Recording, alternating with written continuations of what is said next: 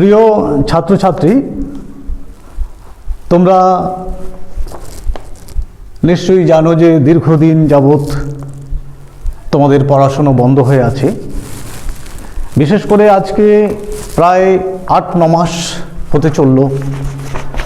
ছোট ক্লাস থেকে ইউনিভার্সিটি সমস্ত ক্লাসগুলোই প্রায় বন্ধ হয়ে আছে।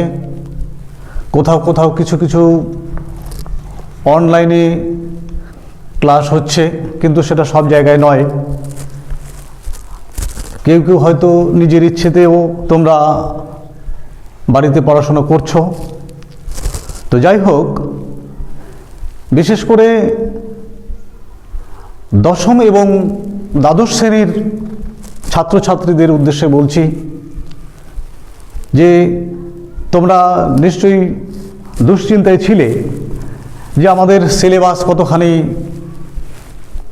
কমানো হবে বা আদৌ কমানো হবে কি না, সেই সঙ্গে প্রশ্নপত্র কেমন হবে, পরীক্ষা আদৌ হবে কি না, এই সমস্ত চিন্তা তোমাদের যেমন ছিল ঠিক তেমনি আমাদেরও ছিল।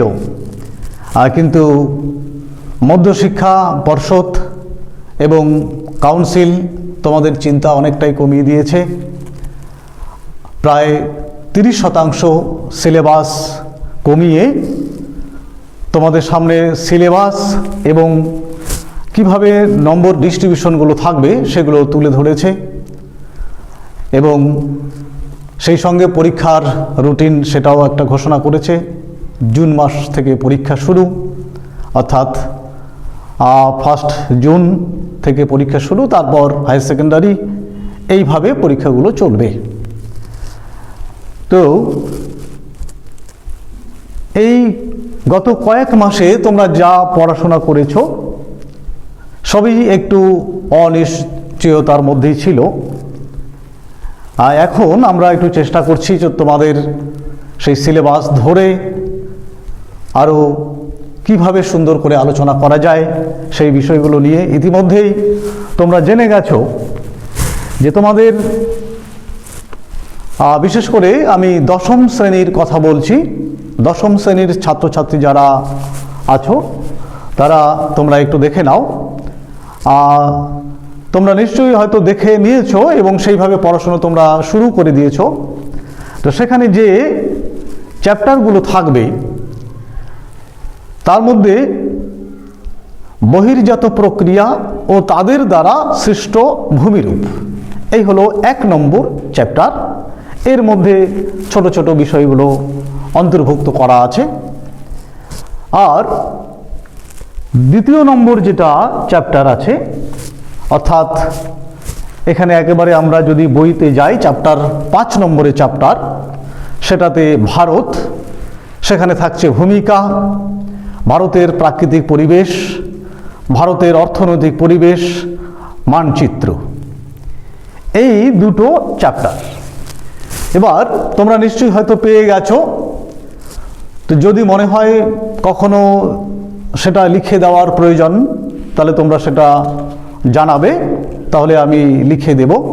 যেহেতু সময় খুবই সংকীর্ণ, সেই জন্য লিখে দেওয়ার আর প্রয়োজন আমি আপাতত মনে করছি না। আর ইতিমধ্যে তোমরা এটাও জেনে গেছো যে কোশ্চেন টাইপটা কীরকম থাকবে। চ্যাপ্টার 1 থেকে যে তোমরা জানো এমসিকিউ, সেখানে 5টা থাকবে, অর্থাৎ 1 into 5। ভেরি শর্ট টাইপ থাকবে 7টা, 1 into 7। শর্ট এবং এক্সপ্লেনাটরি থাকবে তোমার চ্যাপ্টার 1 থেকে থাকবে 2টো, অর্থাৎ 2 into 2 4। অ্যানালিটিক্যাল এরকম কোশ্চেন থাকবে 2টো 3 নম্বরের করে, অর্থাৎ এটাতে একটু তোমাদের লিখতে হবে, আর সেটা হচ্ছে 3 into 2 6। আর এসে টাইপ, যেটা একটু বড় আকারে লিখতে হয়, উদাহরণ, বৈশিষ্ট্য বা ছবি সহকারে, সেটা হলো 2টো কোশ্চেন থাকবে। 5 নম্বরের 5 into 2 হলো 10। তো তোমাদের আমি আবারও বলছি যে তোমাদের যদি মনে হয় যে এই নম্বর বিভাজন লিখে দেওয়ার, তাহলে তোমরা জানাবে, আমি নেক্সট ডেটে সেটা লিখে দেব। আর চ্যাপ্টার 5 থেকে, সেখান থেকে হচ্ছে 1 into 9, 9, আর ভেরি শর্ট থাকছে 1 into 19, 19, আর শর্ট অ্যান্ড এক্সপ্লেনাটরিতে থাকছে 2 into 4, 8, অ্যানালিটিক্যাল থাকছে 3 into 2, 6, এসে টাইপ 5 into 2, 10। আর এই চ্যাপ্টার 5 এর মধ্যেই এখান থেকে থাকছে তোমার 10 নম্বর থাকছে ম্যাপ পয়েন্টিংয়ে, অর্থাৎ 1 into 10, 10 নম্বর তোমাদের ম্যাপ পয়েন্টিংয়ে থাকছে। তাহলে এবারে আমাদের দেখতে হচ্ছে টোটাল নাম্বার অফ কোশ্চেন। তোমাদের যেটা অ্যান্সার করতে হবে সেটা হচ্ছে এমসিকিউ অ্যান্সার করতে হবে 14টি, 1 into 14। ভেরি শর্ট সেটা অ্যান্সার করতে হবে 22টি, 1 into 22, 22। আর এখানে একটু দেখে নাও, তোমাদের চ্যাপ্টার 1 এবং চ্যাপ্টার 5 মিলিয়ে তোমাদের থাকছে 26টি প্রশ্ন। এই 26টি প্রশ্নের মধ্যে তোমাদের অ্যান্সার করতে হবে 22টির। আর হচ্ছে তোমার শর্ট এবং এক্সপ্লেনাটরি যেটা থাকছে সেখানে হচ্ছে 2 into 6, তাহলে তোমার হচ্ছে 12, অ্যানালিটিক্যাল 3 into 4, 12, এসে টাইপ যেটা সেখানে থাকছে 5 into 4, 20। তাহলে এই হচ্ছে মোটামুটি তোমাদের নম্বর বিভাজনের একটা তালিকা। সেটা তোমরা নিশ্চয়ই, আবারও বলছি আমি, ইতিমধ্যে তোমরা পেয়ে গেছো। যদি মনে হয় আরও সেটা লিখিত আকারে দেওয়ার প্রয়োজন তাহলে সেটা বলবে।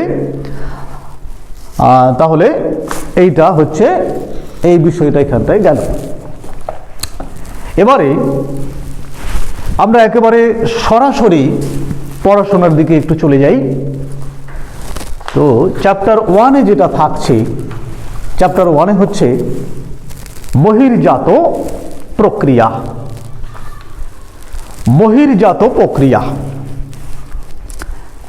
এখানে আমি একটু আগেই বললাম যে এখানে বিভিন্ন বিষয়গুলো ঢুকে আছে। সেখান থেকে আমরা আজকের এই প্রথম যে চ্যাপ্টার আছে সেখান থেকে পড়াশোনাটা শুরু করছি। দেখো, বহির্জাত প্রক্রিয়া বলতে যা বোঝায়,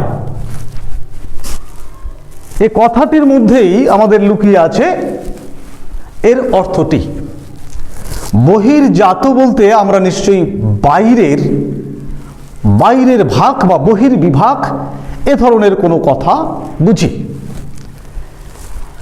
তো সেটা দেখো যে ইংরেজি এক্সোজেনাস যে একটা শব্দ, সেই শব্দের অর্থ হলো বহির্ভাগ থেকে উৎপন্ন বা বহির্জাত।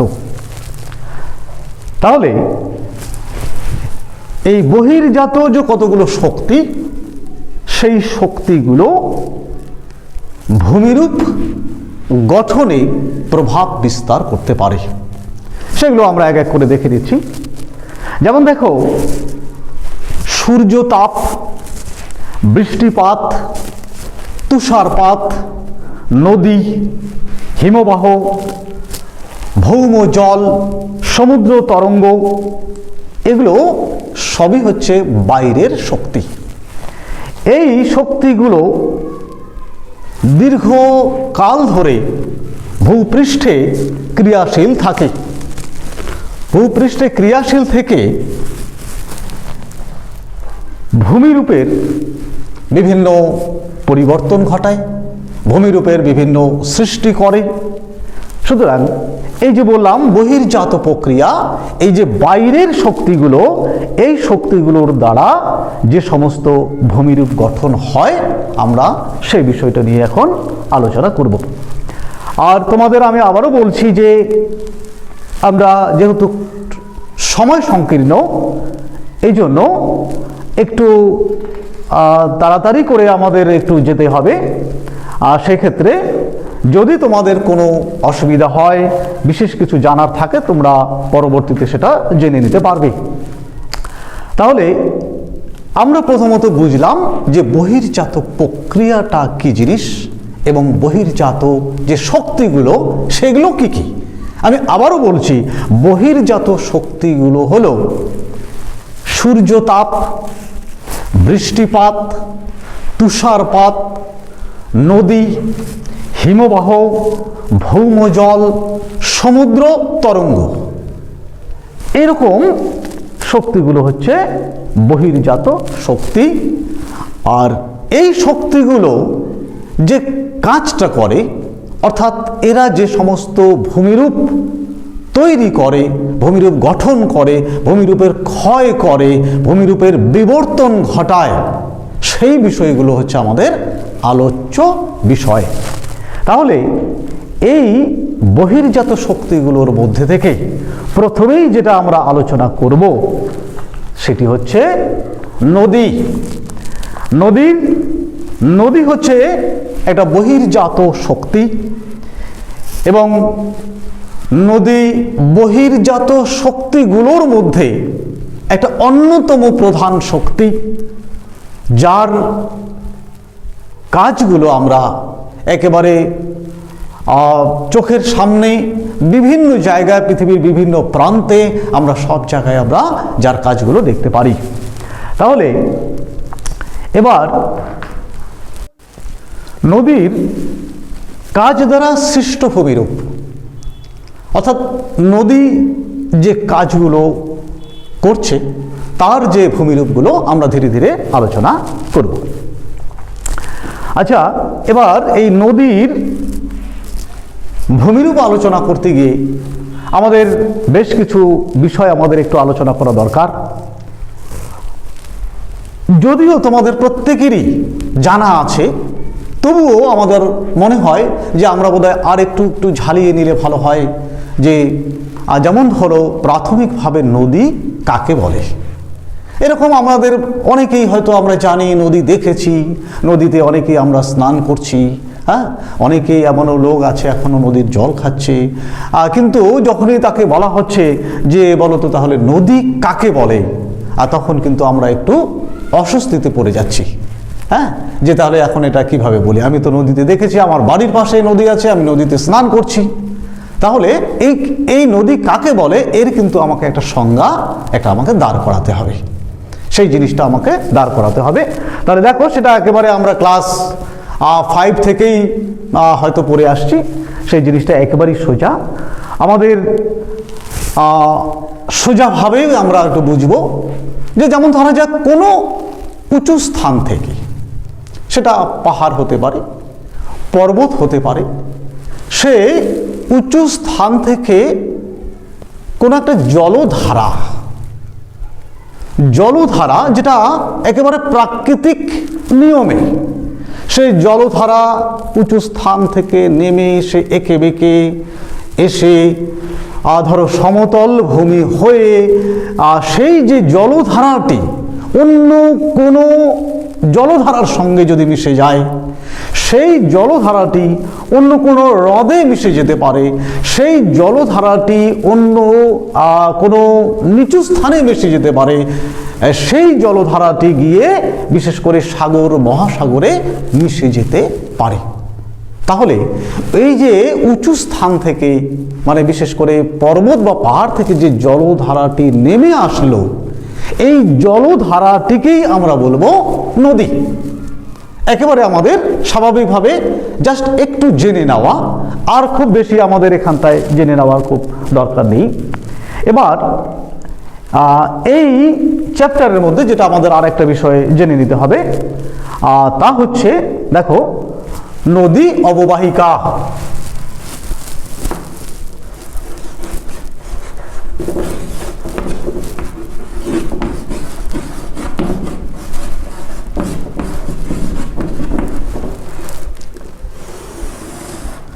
নদী অববাহিকা, এটা একটু দেখে নাও। এবারে নদী অববাহিকাটা কি জিনিস, আমরা অনেক সময় এটা একটু আমি এটা চিত্রের মাধ্যমে একটু দেখাচ্ছি। দেখো,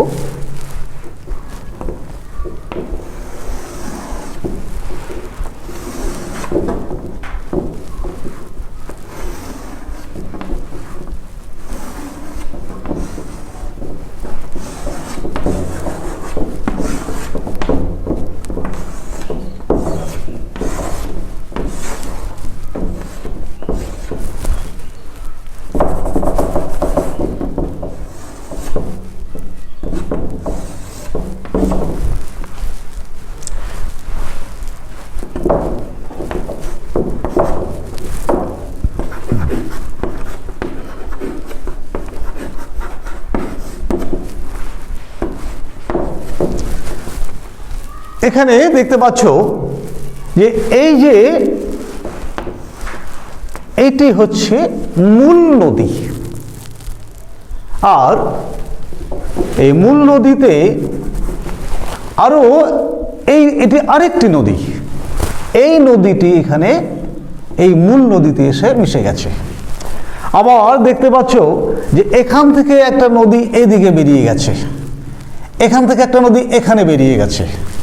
তো তাহলে আমরা এর আগেও হয়তো তোমরা জানো যে এটা হচ্ছে শাখা নদী, এটিও একটি শাখা নদী, এটি হচ্ছে মূল নদী, আর এটি হচ্ছে আমরা যেটাকে বলি উপনদী, এটি হচ্ছে উপনদী। এই মূল নদী, এখানে হচ্ছে উপনদী, এখানে হচ্ছে শাখা নদী। এই পুরো যে অঞ্চলটি, এই যে পুরো অঞ্চলটি, এই পুরো অঞ্চলটিকে বলা হচ্ছে নদী অববাহিকা। তাহলে আবারও আরেকবার বলছি, মূল নদী, উপনদী এবং শাখা নদী যে অঞ্চলের উপর দিয়ে বিস্তৃত হয়েছে তাকে বলা হচ্ছে নদী অববাহিকা। এগুলো আমাদের একটু করে জেনে নিয়ে, খুব ছোট আকারে আমাদের বর্তমানে একটু জেনে নিতে হবে, কারণ আমরা ধীরে ধীরে একেবারে বিশেষ যে সমস্ত আলোচ্য বিষয় সেগুলোতে আমরা পৌঁছে যাব। এই চ্যাপ্টার আলোচনা করতে গিয়ে আমাদের আরেকটি বিষয় আসছে, তা হচ্ছে জল বিভাজিকা।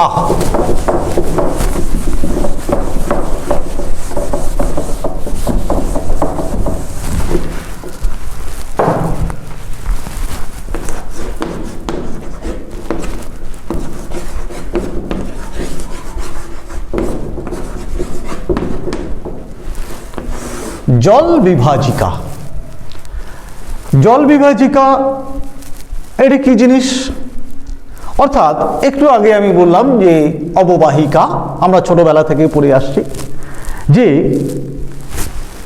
ধরা যাক এটি একটি উচ্চভূমি, সে একটা পাহাড় হতে পারে, পর্বত হতে পারে। তাহলে এই উচ্চভূমিটি একটা নদী, এরকম একটা নদী এবং অথবা অববাহিকা, অর্থাৎ এখানে মূল নদী থাকতে পারে, এখানে হচ্ছে তোমার উপনদী থাকতে পারে, এখানে শাখা নদী থাকতে পারে। তাহলে এদিকতে একটা হচ্ছে অববাহিকা আছে, আবার এইদিকে মূল নদী আছে, উপনদী আছে, এইদিকে শাখা নদী আছে, এইদিকেও একটি অববাহিকা আছে। তাহলে এই দুটো অববাহিকাকে কে পৃথক করলো? পৃথক করলো এখানকার একটা উচ্চভূমি অথবা পাহাড় অথবা পর্বত। তাহলে আমরা একে বলবো কিন্তু জল বিভাজিকা।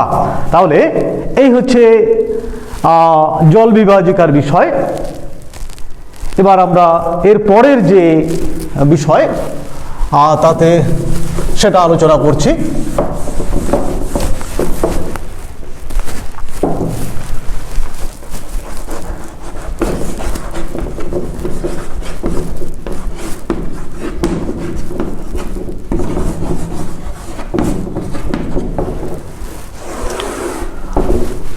দেখো, নদীর বিভিন্ন গতি একেবারে আমরা ছোটবেলা থেকে পড়ে আসছি নদীর গতি, এবং শুনেও আসছি আমরা নদীর তিনটি গতি। নদীর তিনটি গতি, একটা শুনে আসছি আমরা উচ্চ গতি, সেকেন্ড নম্বর হচ্ছে মধ্যগতি, এবং থার্ড নম্বর হচ্ছে নিম্ন গতি। আমরা প্রথম যেটা উচ্চ গতি তাকে আমরা আরেকটা বলি, তাকে বলি আমরা পার্বত্য প্রবাহ। আরেকটা হচ্ছে আমরা যেটাকে বলি মধ্যগতি, তাকে বলি আমরা সমভূমি প্রবাহ। আর একটা থাকছে নিম্ন গতি, তাকে আমরা বলি বদ্বীপ প্রবাহ। তাহলে এগুলো আমি কিন্তু খুব এখানে লিখছি না, একেবারে যেহেতু আমাদের প্রত্যেকেরই জানা বিষয়, সব আমি লিখছি না, জাস্ট একটু করে আমি শুধু টাচ করে যাচ্ছি। তো প্রথমে যেটা আমরা উচ্চ গতি বলি বা ঊর্ধ্ব গতি বলি বা যাকে আমরা পার্বত্য প্রবাহ বলি, একটু ছবি এঁকে আমি দেখানোর চেষ্টা করছি।